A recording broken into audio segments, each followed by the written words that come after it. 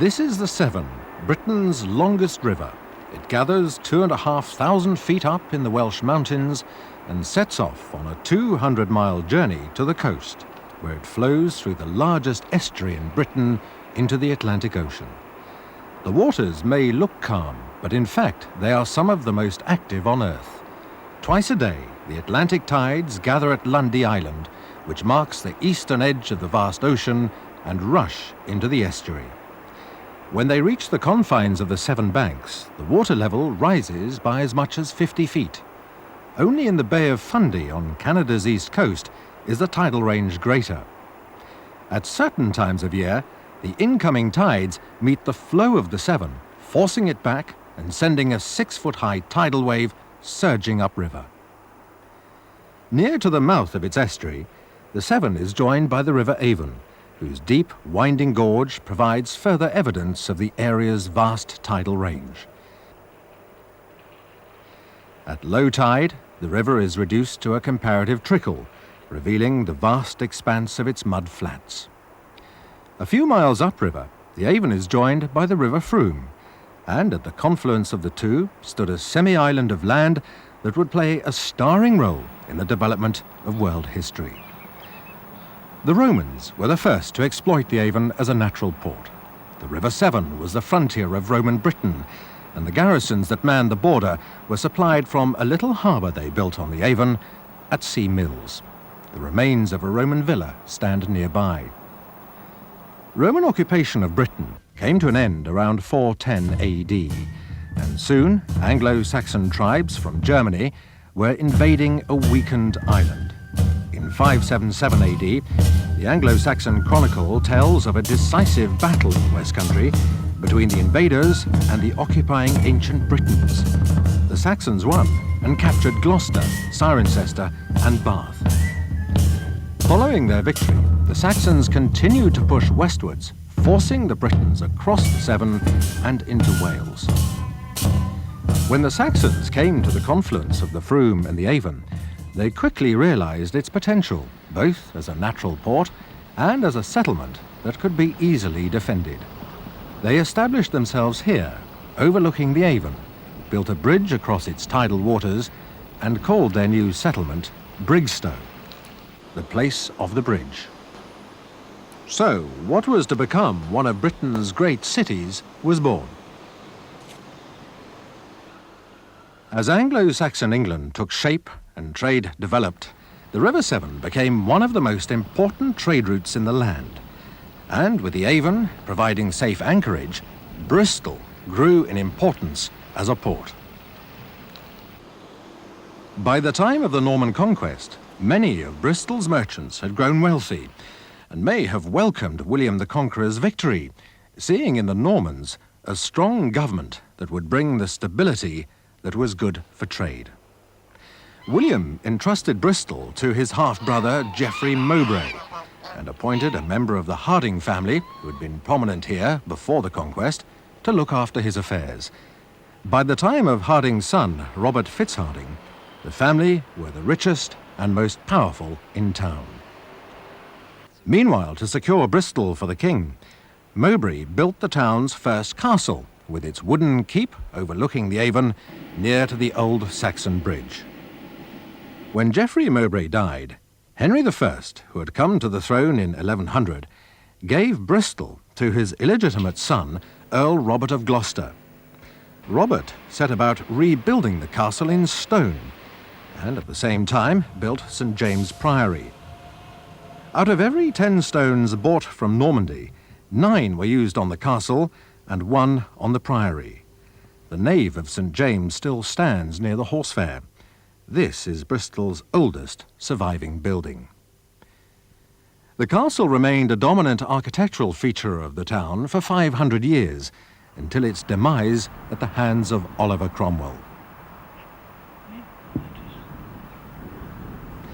With thriving Bristol as his base, Earl Robert became one of the most powerful men in the country, and when Henry I died in 1135, he played a major role in the power struggle for the crown between Henry's daughter Matilda and his nephew Stephen.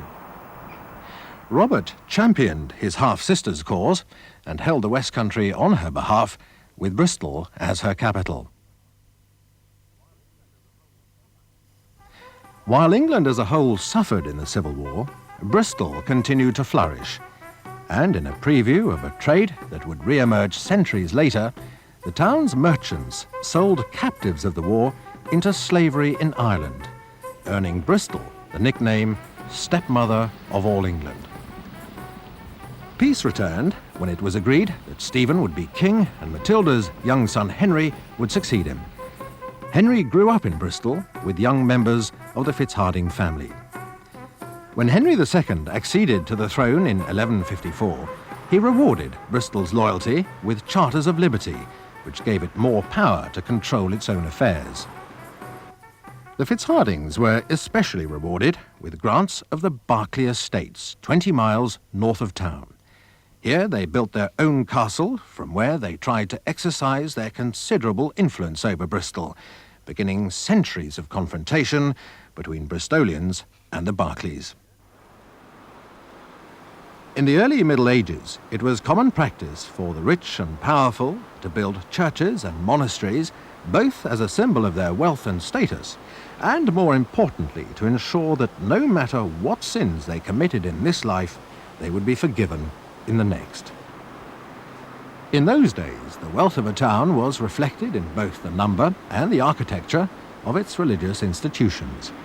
Armed with that knowledge, it doesn't take long for a modern-day visitor to Bristol to realise that from early times, this was an extremely prosperous and important place. Earl Robert's Priory of St. James was one of the first major religious institutions in Bristol, and by 1142, Robert Fitzharding, as reeve of the town, was wealthy enough to plan the magnificent Abbey of St. Augustine that later became Bristol Cathedral. As well as these major institutions, Bristol boasted a dozen parish churches and a host of other religious buildings. One of the city's more unusual churches lies on the marshy Somerset side of the Avon. Temple Church, with its precarious-looking spire, stands on land that in the 12th century belonged to a religious order of knights, known as the Knights Templar. When the Templars fell out of favour, their buildings were given to another order called the Hospitallers, who pulled down the Templars' church and built their own.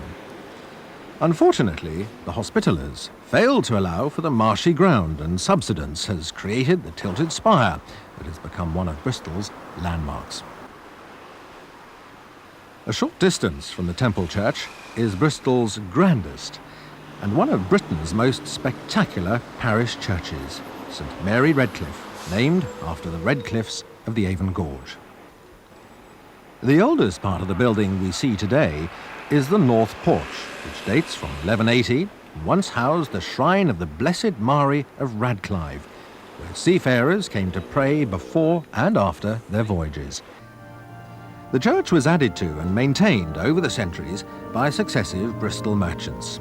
The main body of the present church dates from the 13th and 14th centuries, and the sheer splendour of the place that Queen Elizabeth I described as the fairest, goodliest and most famous parish church in England reflects the enormous wealth of the men who built it.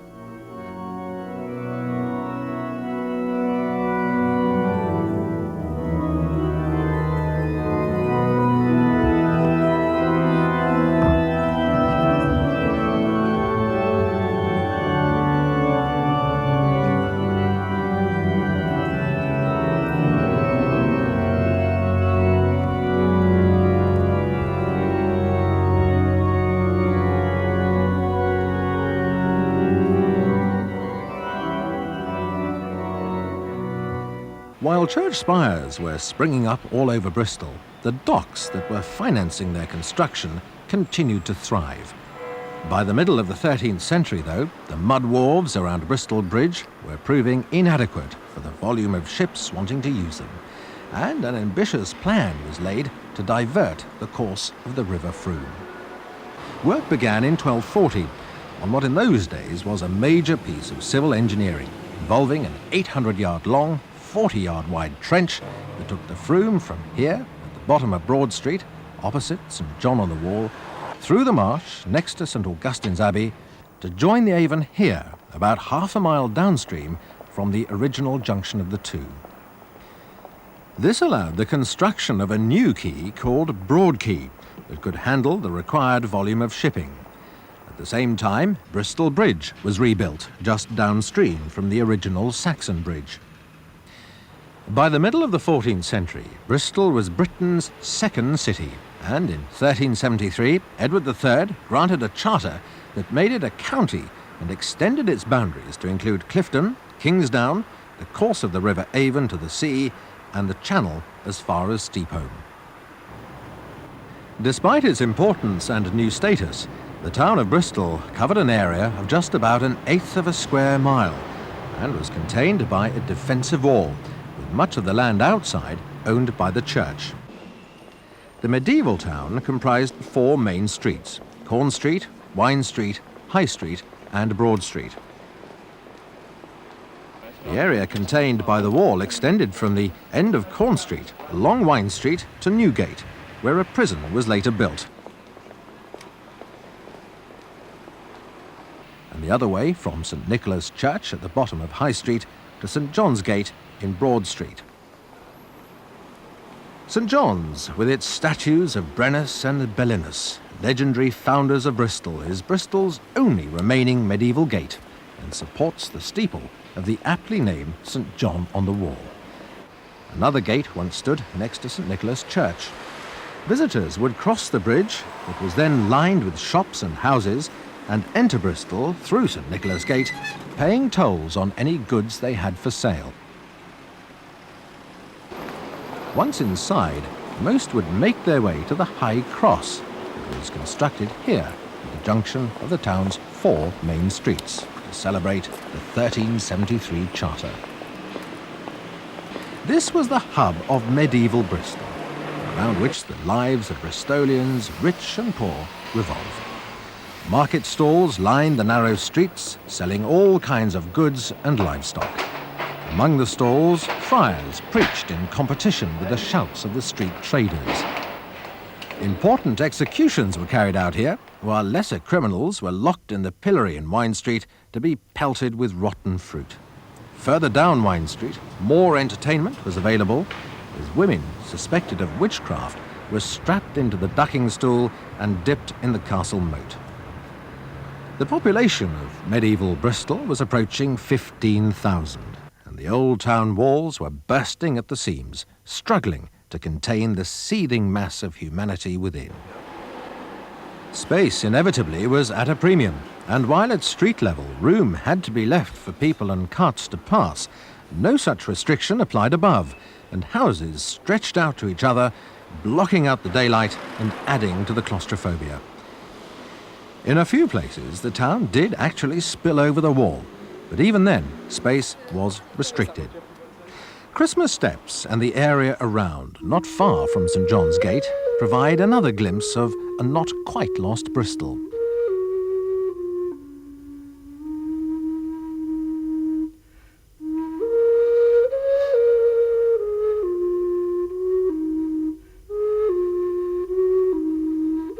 Sanitation in the medieval town was almost non-existent, and disease was rife.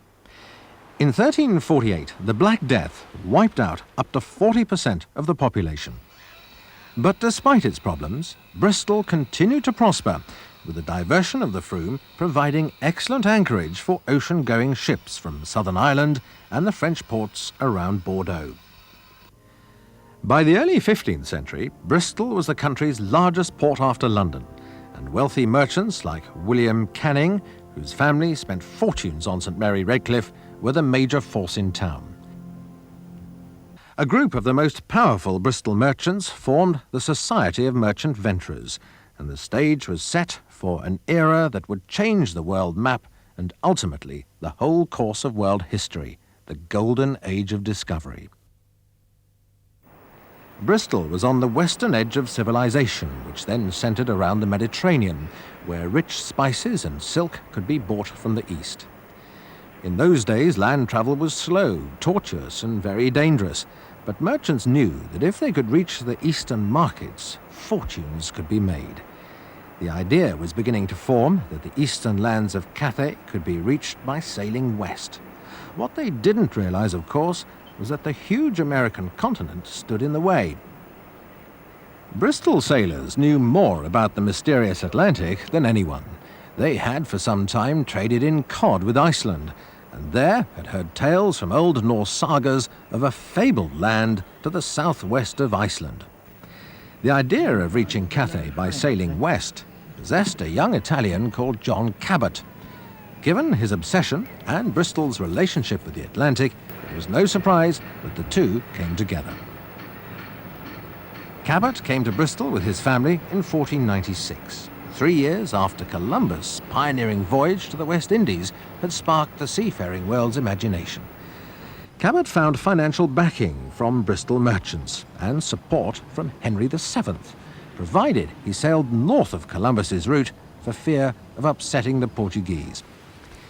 He sailed from Bristol on the 2nd of May, 1497, with one little ship and a crew of 14, including 2 of the merchants who had financed the voyage.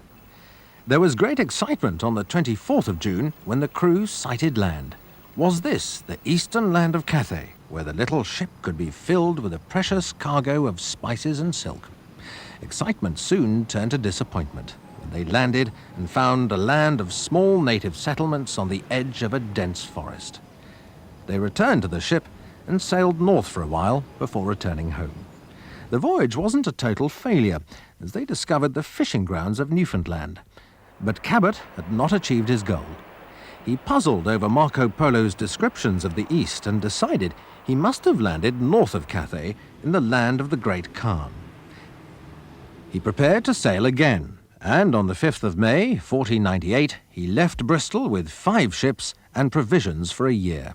His plan was to follow the previous course, then sail south. Unfortunately, the expedition was hit by a storm in the Atlantic, and Cabot never returned. In the early part of the 16th century, there were regular voyages from Bristol to America, including, in 1508, an expedition led by John Cabot's son, Sebastian. He took 2 ships to try again to find the elusive Northwest Passage, which he failed to do. But his course took him the full length of the east coast of North America, and the American continent began to take shape on world maps. When Henry VIII came to the throne in 1509, he discouraged voyages in case they upset Spain. At that time, he was married to Catherine of Aragon, the Spanish princess. So, Southern America was left to Spain and Portugal, and North America to the Indians. The early voyages of discovery had not benefited Bristol greatly, but the door was open. It was only a matter of time before Bristol's merchants would again turn their attention to the New World. Now, here's food for thought. At the time of John Cabot's first voyage, the important position of Sheriff of Bristol was held by a man called Richard Amaric. Could it be that the mighty United States of America is named after a Bristol customs official? Although Henry VIII had discouraged voyages in case they upset Spain, ironically, it was he who sparked off a chain of events that eventually led to open conflict between Spain and England. Henry wanted to divorce Catherine of Aragon to marry Anne Boleyn, but the Pope wouldn't sanction the divorce. The only way Henry could achieve his will was to split from Rome. In 1533, he appointed reformer Thomas Cranmer as Archbishop of Canterbury, and the English Church rejected the authority of the Pope. All over England, Catholic monasteries were dissolved and their riches were seized. Many of Bristol's small monasteries disappeared completely, although some survived. The nave of St. James Priory was used as a Church of England, and the Temple Church survived for the same reason. The chapel of St. Mark's Hospital was used as the mayor's chapel, and in 1542, when Henry VIII made Bristol a city, St. Augustine's became Bristol Cathedral. Following Henry's death, his sickly son Edward VI began his 6-year reign. Although brief, his time on the throne was particularly significant for Bristol. In 1552, responding to a petition from the Society of Merchant Venturers about the run-down state of the port, the king conferred such power on the society that they would exercise a decisive influence over England's trade for the next 250 years. The society was a clique of the wealthiest merchants, and the charter granted by Edward VI barred foreign trade to all but them, making it one of the most powerful trade guilds in England. When Mary I, the Catholic daughter of Catherine of Aragon and Henry VIII, succeeded Edward, she set about the large-scale persecution of Protestants, no doubt spurred on by her husband, Philip II of Spain. Most of England was relieved when in 1558 Elizabeth I, Henry VIII's Protestant daughter from Anne Boleyn, acceded to the throne. Elizabeth caught the imagination of the nation, and in August 1574 Bristol was in a fever as preparations got underway for the Queen's visit to the city. The visit took place on the 14th of August, amid great pomp and circumstance. For the weeks she stayed in Bristol, the Queen stayed in the Great House. The site is now occupied by Colston Hall, but nearby, the Red Lodge of the original building is enough to show why it was called the Great House. Behind the pageantry of the Queen's visit, some rather more serious business was taking place. England and Spain were on the brink of war, and while emissaries of the King of Spain were in Bristol for Queen Elizabeth's visit, a treaty was thrashed out for keeping the peace. This proved only to be a reprieve, and in 1585 open conflict broke out. The situation was aggravated when the Catholic claimant to the English throne, Mary Queen of Scots, was executed, and in 1588 Philip II of Spain dispatched his armada. Bristol sent 4 ships to join the main fleet at Plymouth, and the armada was repelled. Despite this victory, war with Spain continued for the rest of Elizabeth's reign, seriously disrupting Bristol's trade and causing many of its sailors to take to the seas as pirates. When Queen Elizabeth I died childless in 1603, the Tudor line ended and power passed to James I, the son of Mary Queen of Scots. Peace between Spain and England was now possible, but the seeds of a bitter conflict that would tear England apart from within had been sown. Bristol, driven by the powerful society of merchant venturers, set about rejuvenating its trade. Many of their deals were struck in the merchants' Tolzey, a walk on the north side of All Saints' Church. There, around Bristol's famous nails that today stand in Corn Street, merchants would haggle over the price of goods. When a deal was struck, the buyer would place his money on top of the nail, a practice which gave us the expression, pay on the nail. By now, Bristol's merchants were starting to realize that the American continent might be more than just a barrier to the east. For years, Spain had drawn great wealth from South America. Maybe North America held the same riches. The value of the voyages of discovery of a century ago would soon be realized. Bristol clergyman Richard Hakluyt, although not a seaman, was aware of the opportunities the New World offered. He'd kept records of all voyages made to America and gained support amongst Bristol merchants. On the 20th of March 1603, 2 ships, Speedwell and Discoverer, led by Martin Pring, left Bristol on a mission to test the suitability of America for colonization. The party landed in what they called appropriately New England, where they planted crops and made contact with the natives. The natives proved friendly, and the crops did well. In October, Pring returned to Bristol, telling of a country full of God's good blessings. The scene was set for the colonization of the New World. There were fortunes to be made from tobacco and sugar that thrived in America, and Robert Aldnorth, one of the financiers of Martin Pring's expedition, established the first sugar trade in Bristol. He later founded the first town in America called Bristol. Today, there are more than 20 others. Soon, pioneers from all over Britain were following the Bristolians' example and making the journey across the Atlantic. Although Bristol merchants were losing some of their monopolies to James I's favourites in London, the Atlantic had replaced the Mediterranean as the home ocean of Europe. Now Bristol, instead of lying on the western edge of civilization, was right at its heart, and its docks were packed with ships bringing valuable cargoes from the New World. Back at home, though, trouble was brewing. James I was unpopular, particularly in Bristol, because of his policy of selling trade monopolies to his favourites and because of his efforts to turn the Church of England back to Catholic. Bristol MPs John Whitson and John Guy bitterly opposed the King's policies in Parliament. James' son Charles I continued where his father left off, and as the gulf between King and Parliament grew, so did the seeds of conflict. Eventually, in 1642, England plunged into civil war. Bristol inevitably came out on the side of Parliament, and, realising its strategic importance, in December 1642, a parliamentary army marched into the city with little resistance.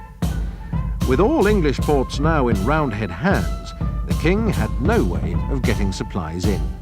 He decided Bristol must be taken and ordered his nephew, Prince Rupert, with an army of Welsh, to advance on the city from the north.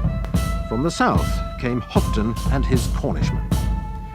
Bristol set about defending itself. The old walls were no use because the city had long since spilled over them, and they were designed to protect Bristol from sea rather than land attack. All through the winter of 1642-1643, Bristol worked on a new system of earthwork defences between the hills that surrounded the city. Remains of those defences are still visible on Brandon Hill. By spring 1643, the King's armies were closing in, but halted when they got news of a plot to overthrow the Roundheads from within. When the plot was foiled by Colonel Fiennes, the parliamentary governor of the city, the Royalists withdrew.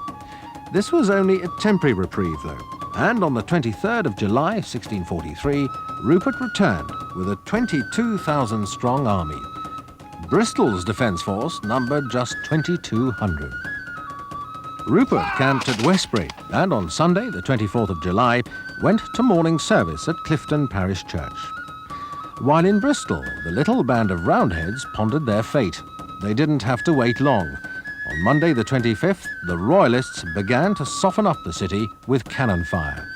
The same followed on Tuesday, and on Wednesday, Rupert unleashed his forces, directing his attack on Priors Hill Fort and a weak stretch of defences between Kingsdown and Stokes Croft, while in the south, Hopton's Cornishmen laid siege to Temple Gate. Despite the Royalists' overwhelming numbers, they were beaten off time and again by a parliamentary force fighting feverishly under Captain Blake. As the day wore on, it looked as though, against all odds, Rupert would fail to take Bristol. Then, in a last, desperate attempt to break through, he ordered a young officer, Captain Washington, to take 200 men and create a diversion.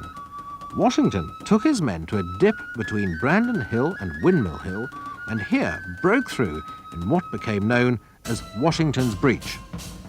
More and more troops poured through the breach and swept down the hill, capturing the cathedral and closing in on the city centre. Colonel Fiennes had no alternative but to surrender, although Captain Blake carried on fighting at Priors Hill Fort for some time before being subdued.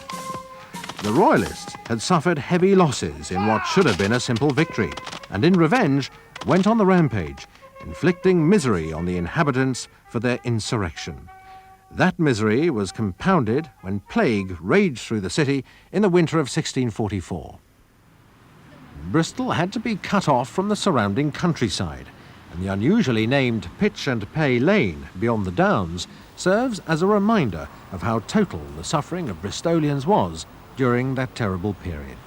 Here, country folk would place food at a specially constructed fence, then retire to a safe distance. Bristolians would choose what they needed and pitch money over the fence to pay for it.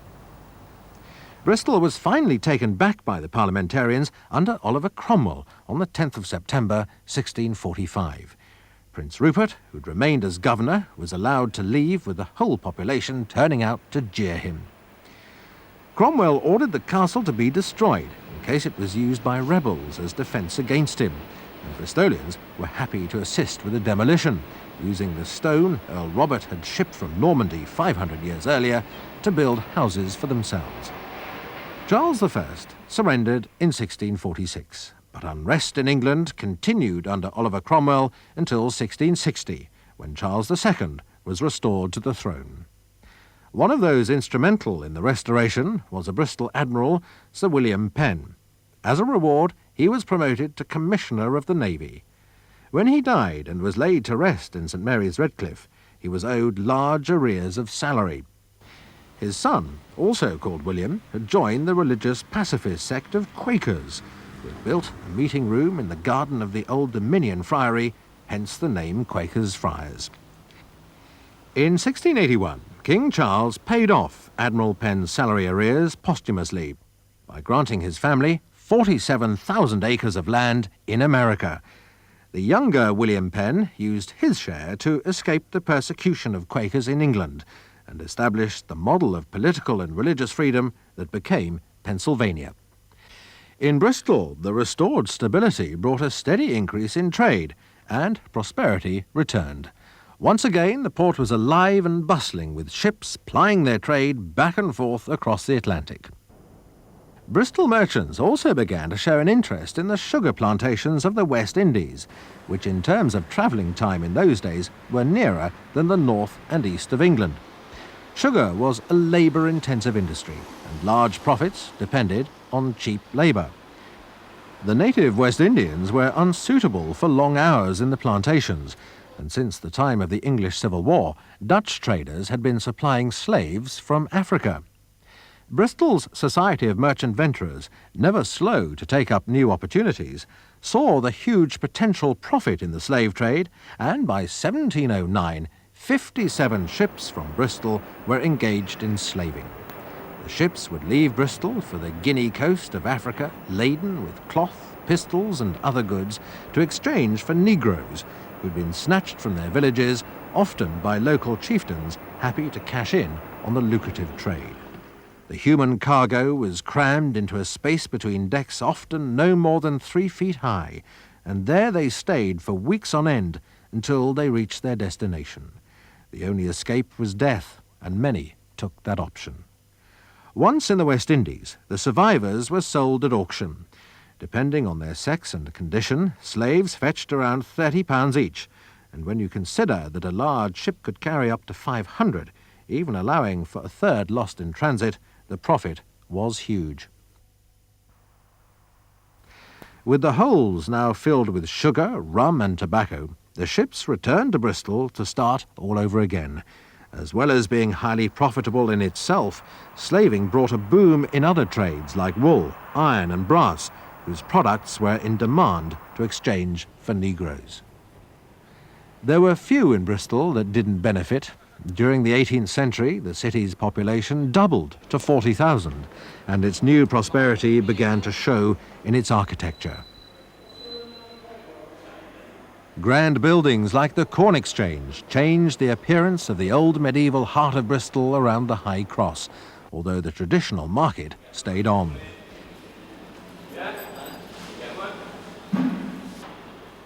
Queen Square grew from the marsh below St Augustine's, and the smart houses of Clifton began to climb the hill towards the Downs. Built by the blood, sweat and tears of a host of Negro slaves, or rather the money their blood, sweat and tears produced. A few, it seems, were at first concerned at the morality of slaving, but soon came to terms with it when they realised their fortunes depended on it. John Pinney left Bristol in 1764, bound for the West Indies to take over the family's plantations. He wrote to a friend, "I was shocked at the first appearance of humans for sale, but surely God has ordained them for the use and benefit of us, otherwise his divine will would have been manifest by some sign or token." The campaigning MP, William Wilberforce, turned public opinion against the slave trade, and it was eventually abolished in 1807, but not before many Bristolians had made their huge fortunes. John Pinney, for example, built himself this fine house in Great George Street. Another lucrative trade for 18th century Bristol was privateering. Private individuals equipped ships for war and set out with the authorities' blessing to capture foreign vessels. The reward was the captured cargo, with 10% going to the Crown. On August the 1st, 1708, 29-year-old Captain Woodes Rogers left Bristol on a 3-year trip that would become the most famous privateering voyage of all. He set sail for the Pacific with 2 ships, the Duke and the Duchess, financed by a group of Bristol merchants.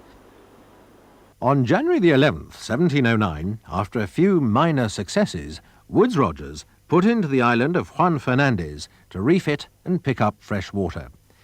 The next morning, a bedraggled individual emerged from the undergrowth and introduced himself to the astonished group as Alexander Selkirk, a Scottish seaman who had been shipwrecked 4 years earlier. The 2 ships left Juan Fernandez with Selkirk on board and carried out a successful campaign off the coast of Panama before heading for Peru, where in December 1709 they came across the prize they'd been hoping for, a Spanish galleon loaded with South American treasure. They took the galleon after a fight which left Rogers wounded but satisfied. The Bristol ships headed for home across the Pacific with their booty. Captain Woodes Rogers sailed into Bristol Dock in 1711 to a hero's welcome. The trip had netted £148,000, and Rogers lived the rest of his life in luxury in Queen's Square. As for Alexander Selkirk, he was immortalised as Robinson Crusoe in Daniel Defoe's novel. While many in Bristol prospered, there were still sections of the community that lived in poverty. One of the poorest groups was a community of miners that dragged out a meagre existence from the underground coal at Great Kingswood. They were shunned by the majority of Bristolians and condemned to a life of squalor in the pathetic hovels huddled around the mines. Inevitably, many of them turned to crime, and the area spawned the notorious Cock Road gang that preyed on the Bristol to London stagecoach. In March 1739, a diminutive man in the plain dress of an Anglican clergyman came to Bristol. John Wesley believed that religion was for everyone, not just the wealthy, and began to preach to and care for the miners of Kingswood, where he founded the Kingswood School for Miners' Children. He built himself a simple church, which still stands among the shops in Broadmead. This was the first Methodist church in the world. From here, despite strong and often violent opposition, he preached his brand of religion and in 1771 recruited volunteers to take his Methodist ideas across the Atlantic to America. While John Wesley was sending his Methodist message to the American colonies, messages of a different kind were coming back the other way. The great-grandchildren of the men who had built up the colonies resented both the influence the British government exerted over their affairs and the taxes levied on them by a country they no longer felt any allegiance to. As a protest in 1773, shiploads of valuable cargo were dumped into the harbour in Boston. For Bristol's merchants, it was definitely no tea party. They had strong ties with the colonists and understood the depth of feeling over there. They also knew what conflict with America would do to their business. Their worst fears were realized when in 1775 America declared independence and the 8-year war with England began. A war that proved as disastrous for Bristol as had been feared. As well as the disruption of their American trade, Bristol was losing out to Liverpool, which was better placed to capitalize on the northern-based Industrial Revolution.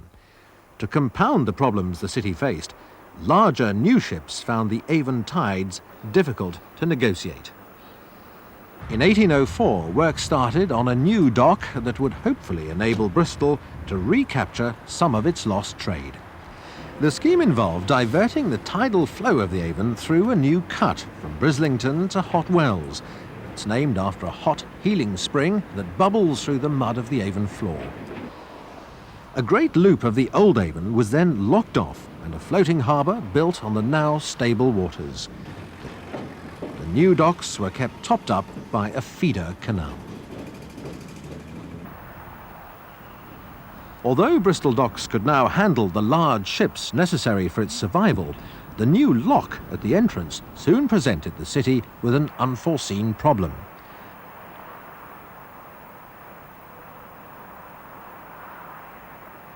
The twice-daily tides had been Bristol's sewage disposal system since earliest days.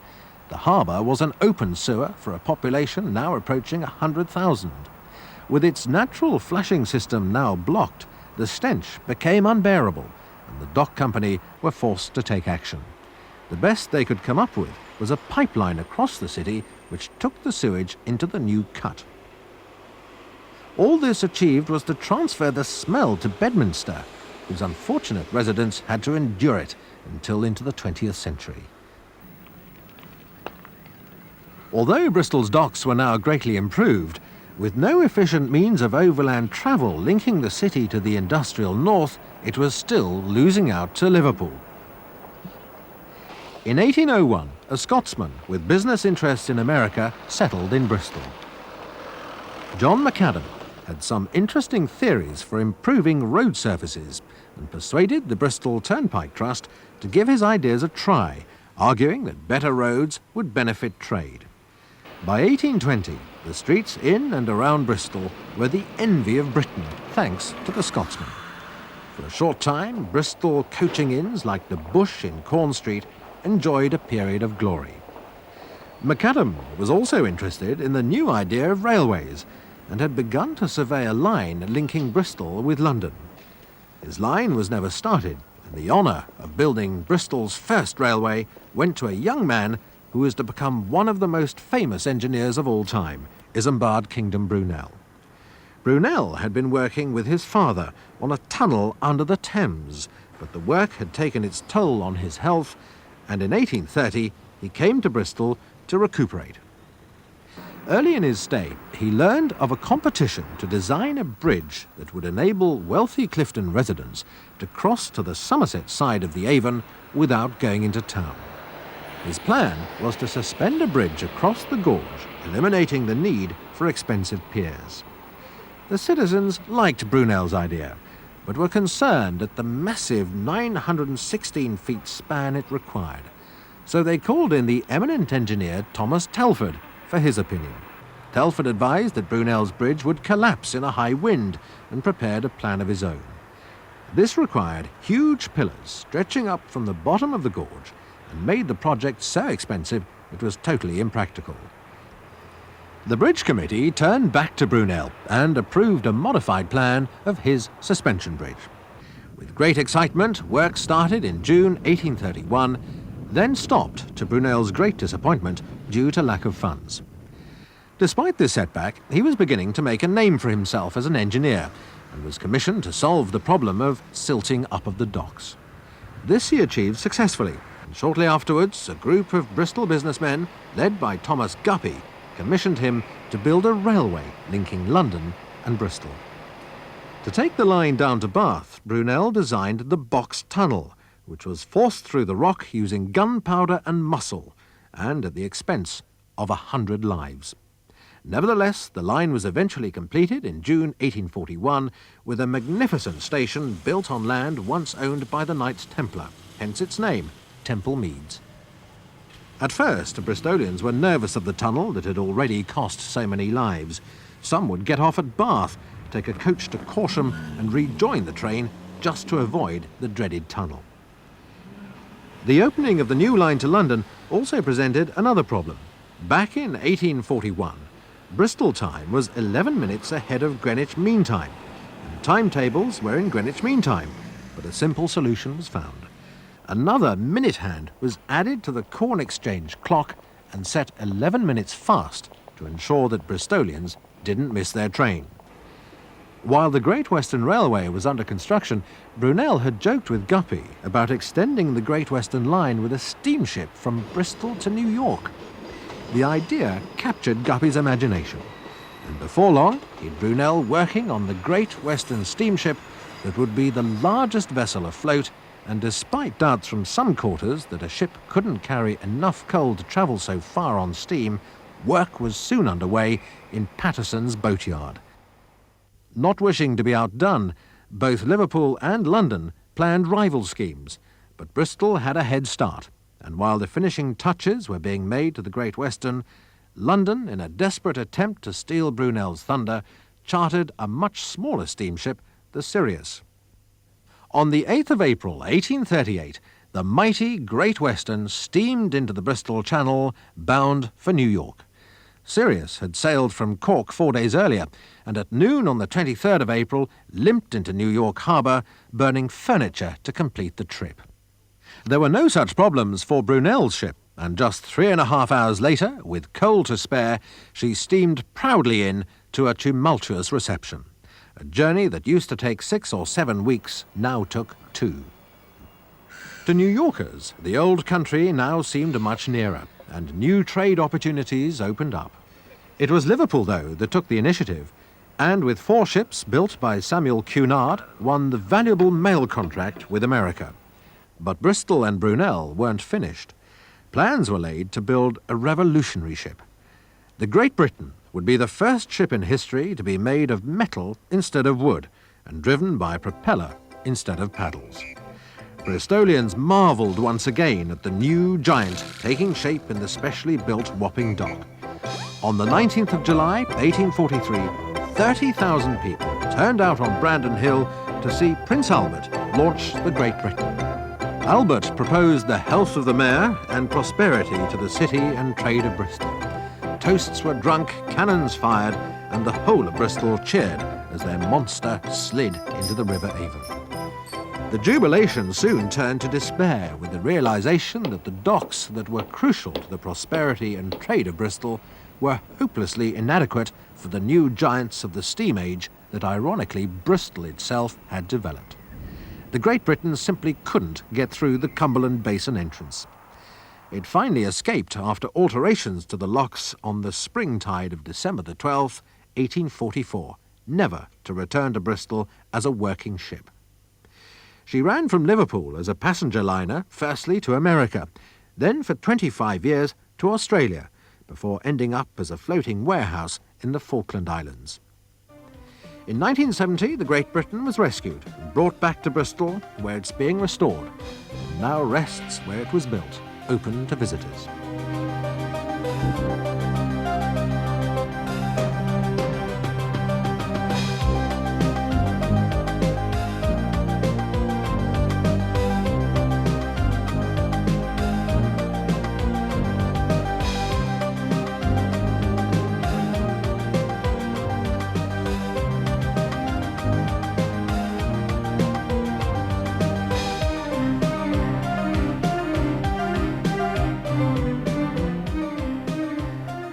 Brunel died in September 1859, but Bristol never forgot him. Shortly after, work began again on what he called "my first love, my first darling." Clifton Suspension Bridge finally opened in December 1864.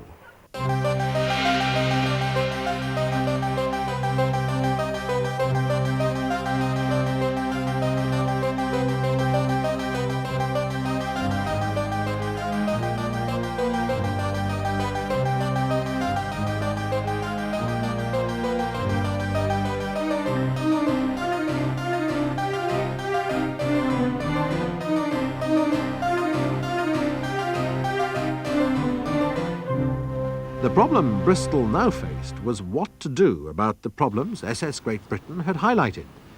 A lot of money was needed if the city's docks were to be made suitable for the new breed of ships.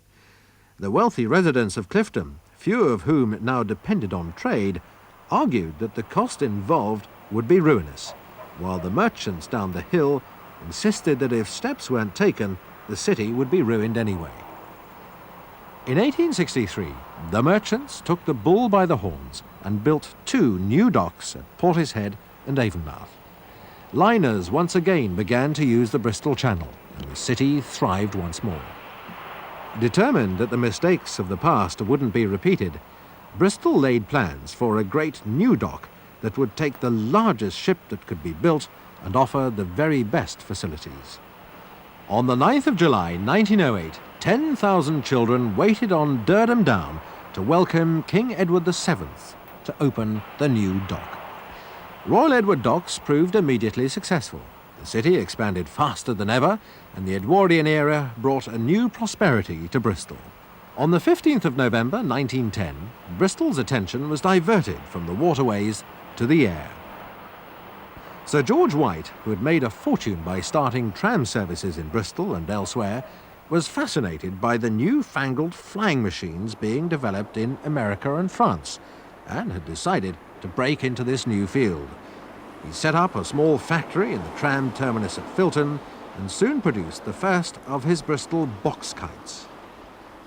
Sir George brought in 2 French pilots to fly the first of his box kites taking off from the Downs. And on that 15th of November, Bristolians were astonished at the sight of the 2 small planes going through their paces above the city. Soon thousands were flocking to Durdham Down to marvel at the spectacle of Tetard and Joulereau performing their airborne tricks. Some of the bravest paid £5 for a ride in the passenger seat, aware maybe that history was being made, but not that this was the start of a whole new industry for Bristol, or that soon Bristol-made planes would be involved in a war that consumed the world. On the 6th of August 1914, HMS Bristol opened fire on the German cruiser Karlsruhe. It was the first British warship of World War I to go into action and marked the start of a war in which Bristol would play a central role. As well as Bristol-made aeroplanes making regular reconnaissance flights over enemy lines, in the first 2 months of war, 4,600 troops left Avonmouth for France, and Bristol became one of the Empire's leading ports. Action often came very close, with German U-boats patrolling the Bristol Channel. By 1917, more than 200 ships had been sunk, and Britain was near to being starved out, until the Navy adopted an escorted convoy method of moving shipping. Throughout the war, Bristol's shipyards were busy replacing lost vessels. After the war, Bristol continued to boom, and by 1930, its population had grown to 400,000. Traditionally, the working-class section of the city's population occupied small houses, clustered around the factories and warehouses that fringed the docks. After World War I, a new social awareness emerged in Britain, and in 1935, a large extension in Bristol's boundaries that swallowed up outlying villages like Sea Mills and Horfield allowed the creation of thousands of new homes and the demolition of the inner city slums. In 1939, another transformation took place in the city centre. The River Frome, that had served Bristol for more than 1,000 years, was covered, so that today traffic roars over the stretch of water that once carried ships like these into the heart of the city and took adventurers like John Cabot to undiscovered lands. 1939 also saw the world plunge headlong into another war, in which Bristol would again play its part and pay its price.